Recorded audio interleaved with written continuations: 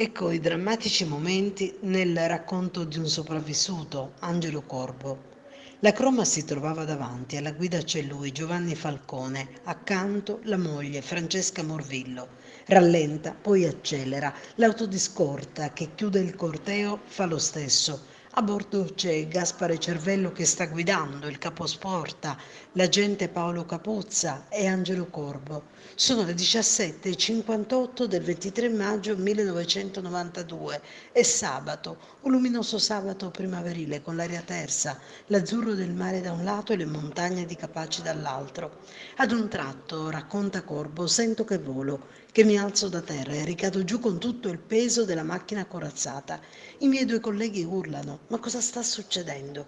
Qui è quarto Savona 15, quarto Savona 15, urliamo alla radio. Ma non funziona niente, siamo isolati. Scendiamo con grande difficoltà dalla macchina, ci sono rottami e pezzi d'asfalto dappertutto. Corriamo verso l'auto di Falcone, c'è una voragine, l'autostrada è sventrata, un caldo assassino e lui, il giudice, è ancora vivo e per qualche attimo è cosciente. Gira la testa verso di noi, ci lancia uno sguardo come a implorare aiuto, poi reclina la testa sul finestrino. Non dimenticherò mai quegli occhi.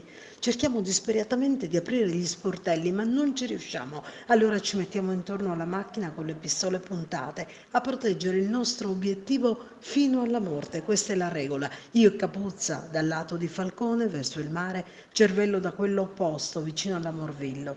E aspettiamo lì, feriti, che i mafiosi vengano a darci il colpo di grazia.